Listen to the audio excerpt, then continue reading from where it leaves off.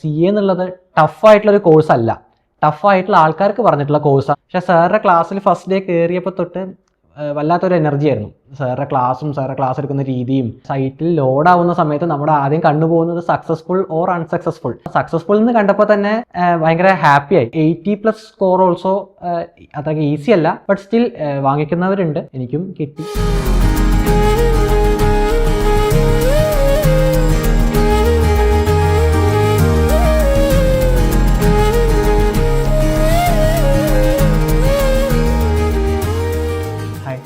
എൻ്റെ പേര് ഹരിശാന്ത്. എൻ്റെ വീട് പാലക്കാട് ജില്ലയിലാണ്. എൻ്റെ വീട്ടിൽ അച്ഛനും അമ്മയും ചേട്ടനും ഞാനാണ് ഉള്ളത്. അച്ഛൻ ഒരു റിട്ടയർഡ് ആർമി ഓഫീസറാണ്, അമ്മ ടീച്ചറാണ്. ആൻഡ് ചേട്ടനിപ്പോൾ പൂനെയിൽ വർക്ക് ചെയ്തുകൊണ്ടിരിക്കുക. വീട്ടിൽ ഞാൻ നോർമലി ഭയങ്കര എന്തൂസിയാസ്റ്റിക് ആണ്. എല്ലാവരോടും നല്ല കെയർഫുള്ളായിട്ട് വർത്താനമൊക്കെ പറയും. ട്രോഫീസ് എല്ലാം 10ാം ക്ലാസ് പാസ്സായ മുതൽ വന്നു തുടങ്ങിയ ട്രോഫീസാണ്. 10th കമ്പ്യൂട്ടർ കൊമേഴ്സ് ഓപ്ഷൻ ഉണ്ടായിരുന്നു സബ്ജക്റ്റ് ചൂസ് ചെയ്യാനുള്ളത്. സോ കമ്പ്യൂട്ടർ പഠിക്കാനുള്ള മടി കാരണമാണ് ഞാൻ കൊമേഴ്സിലോട്ട് വന്നത്. സോ എൻ്റെ കൊമേഴ്സ് ടീച്ചറാണ് ആദ്യമായിട്ട് CA എന്നുള്ള പ്രൊഫഷനെ കുറിച്ച് എന്നോട് പറയുന്നത്. വെൽ റെപ്യൂട്ടഡ് ആയിട്ടുള്ള പ്രൊഫഷനാണ്, നല്ലോണം ഏൺ ചെയ്യാൻ പറ്റും എന്നെല്ലാം പറഞ്ഞ് അങ്ങനെയാണ് CAയിലോട്ട് വരുന്നത്. +2 കഴിഞ്ഞ് ഗവൺമെൻറ് വിക്ടോറിയ കോളേജ് പാലക്കാടിൽ അഡ്മിഷൻ കിട്ടിയായിരുന്നു.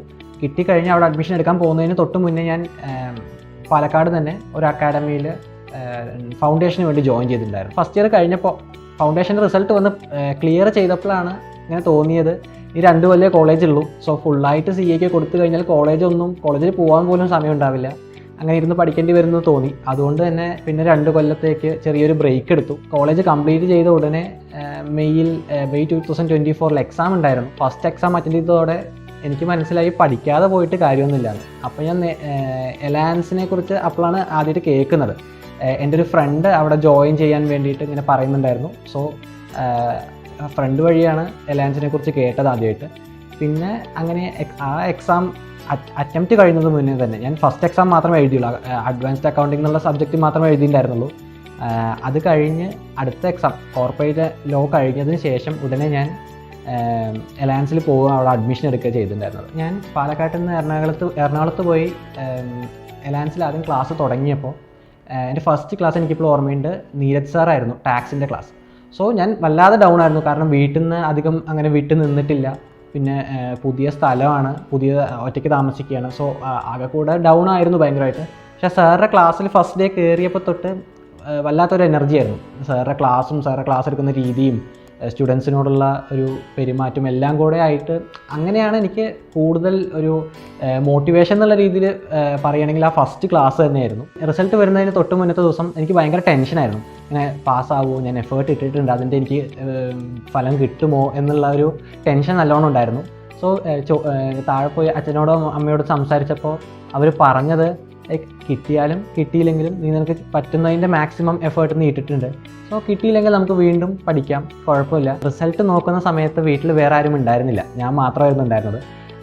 സോ എല്ലാ CA സ്റ്റുഡൻസിനെയും പോലെ റിസൾട്ട് ആദ്യം സൈറ്റിൽ ലോഡാവുന്ന സമയത്ത് നമ്മുടെ ആദ്യം കണ്ടുപോകുന്നത് സക്സസ്ഫുൾ ഓർ അൺസക്സസ്ഫുൾ എന്നുള്ള കാര്യത്തിൽ മാത്രമാണ്. അപ്പോൾ സക്സസ്ഫുൾ എന്ന് കണ്ടപ്പോൾ തന്നെ ഭയങ്കര ഹാപ്പിയായി. അത് കഴിഞ്ഞ് ആദ്യം കുറച്ച് സമയത്തേക്കൊന്നും ഞാൻ മാർക്ക് ശ്രദ്ധിച്ചിട്ട് പോലും ഉണ്ടായിരുന്നില്ല. അമ്മയും അച്ഛനും പുറത്തായിരുന്നു. അപ്പോൾ അവർ വിളിച്ച് പറഞ്ഞ്, പിന്നെ ഫ്രണ്ട്സിനെ 2 പേരെ വിളിച്ച് പറഞ്ഞതിന് ശേഷമാണ് ഞാൻ സൈറ്റിൽ മാർക്ക് സ്കോർ ചെക്ക് ചെയ്യുന്നത്. അപ്പോഴാണ് കണ്ടത് അക്കൗണ്ട്സിലും കോസ്റ്റിങ്ങിലും 80ക്ക് മേലെയുണ്ടെന്ന്. അപ്പോൾ തന്നെ ഭയങ്കര ഹാപ്പിയായി. എൻ്റെ ക്യാരക്ടർ എന്ന് പറഞ്ഞാൽ എനിക്കിങ്ങനെ ഒരു ടൈം ടേബിൾ ഉണ്ടെങ്കിൽ പഠിക്കാനുള്ളൊരു മോട്ടിവേഷൻ ഉണ്ടാവുള്ളൂ. സോ അതെനിക്ക് വളരെയധികം ഹെൽപ്പ് ചെയ്തിട്ടുണ്ടായിരുന്നു. 2.5 months കൊണ്ട് ഫുൾ സിലബസും കംപ്ലീറ്റ് ചെയ്യാം എന്നുള്ള രീതിയിലുള്ള ടൈം ടേബിളായിരുന്നു. അത് പഠിച്ചത് കൊണ്ട് തന്നെയാണ് എനിക്ക് എൻ്റെ സിലബസ് ടൈമിലി കംപ്ലീറ്റ് ചെയ്യാൻ പറ്റിയത്. എലാൻസിൽ എനിക്ക് ഏറ്റവും മെമ്മറബിൾ ആയിട്ടുള്ള ഫീച്ചർ എന്ന് പറയുമ്പോൾ എനിക്ക് ഫാക്കൽറ്റീസിൻ്റെയും മെൻറ്റേഴ്സിൻ്റെയും കിട്ടിയ സപ്പോർട്ടായിരുന്നു. സോ ഞാൻ അവിടെ ജോയിൻ ചെയ്ത ഫസ്റ്റ് ഡേ മുതൽ ഞാൻ അവിടെ നിന്ന് ഇറങ്ങുന്ന ഡേ വരെയും അതിനുശേഷവും എനിക്ക് കിട്ടിയ 3 months സ്റ്റഡി ലീവ് സമയത്തും 2.5 months സ്റ്റഡി ലീവ് സമയത്തും എനിക്ക് കോൺസ്റ്റൻ്റ് ആയിട്ടുള്ള സപ്പോർട്ട് ഫാക്കൽറ്റീസിൻ്റെയും മെൻറ്റേഴ്സിൻ്റെയും കിട്ടിയിരുന്നു.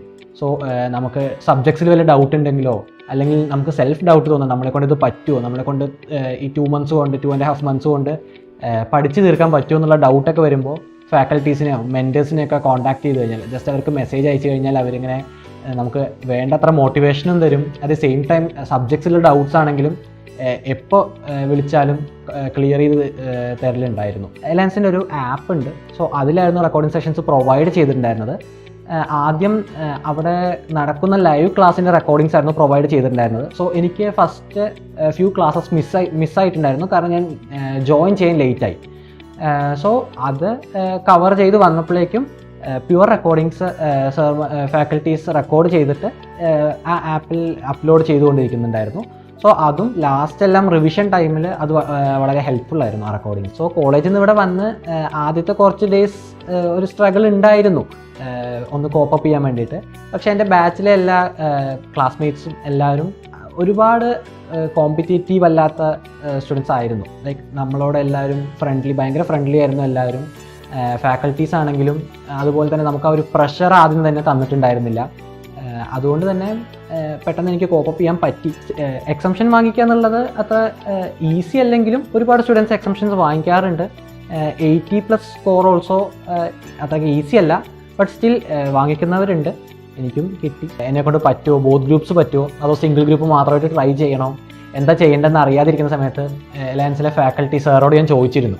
അപ്പോൾ ഇതേ കാര്യം ചോദിച്ചപ്പോൾ സാർ എന്നോട് പറഞ്ഞൊരു കാര്യമുണ്ട്, CA എന്നുള്ളത് ടഫായിട്ടുള്ളൊരു കോഴ്സല്ല, ടഫായിട്ടുള്ള ആൾക്കാർക്ക് പറഞ്ഞിട്ടുള്ള കോഴ്സാണ് ആ സാറെന്ന് എൻ്റെ അടുത്ത് പറഞ്ഞത്. നമ്മളെക്കൊണ്ട് ബോത്ത് ഗ്രൂപ്പ്സ് എഴുതിയെടുക്കാൻ പറ്റും, ഒറ്റ അറ്റംപ്റ്റിൽ തന്നെ എഴുതിയെടുക്കാൻ പറ്റും എന്നുള്ള കോൺഫിഡൻസ് നമ്മൾ ആദ്യം മുതൽ തന്നെ ബിൽഡ് ചെയ്ത് തുടങ്ങണം.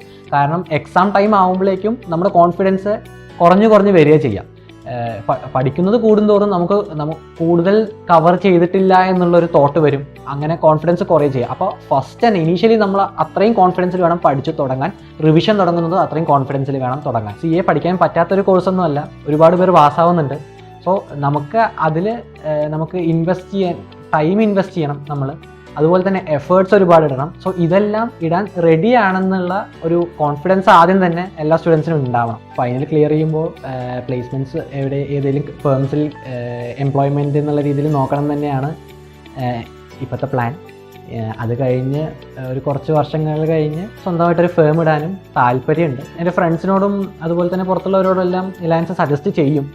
അതിനുള്ള കാരണം തന്നെ ഫാക്കൽറ്റീസിൻ്റെ നിന്നും മെൻറ്റേഴ്സിൻ്റെ നിന്നും കിട്ടുന്ന സപ്പോർട്ടാണ്. സോ ഞാൻ ഇതിനു മുന്നേ പഠിച്ചിട്ടുള്ള സ്ഥലത്തെല്ലാം അവർ ക്ലാസ് എല്ലായിടത്തെയും പോലെ നന്നായി ക്ലാസ് എടുക്കുമെങ്കിലും അതിനുശേഷം പഠിക്കേണ്ടത് നമ്മുടെ ഉത്തരവാദിത്വമായിരുന്നു. ബട്ട് ഇവിടെ എലയൻസിൽ നമുക്ക് കോൺസ്റ്റൻ്റ് ആയിട്ടുള്ള സപ്പോർട്ട്, അവസാനം എക്സാമിന് തൊട്ട് മുന്നത്തെ ദിവസം വരെ കോൺസ്റ്റൻ്റ് ആയിട്ടുള്ള സപ്പോർട്ട് ഫാക്കൽറ്റീസും മെൻറ്റേഴ്സും പ്രൊവൈഡ് ചെയ്തിട്ടുണ്ടായിരുന്നു. അതുകൊണ്ട് തന്നെ എലയൻസ് ഞാൻ എന്തായാലും റെക്കമെൻഡ് ചെയ്യും.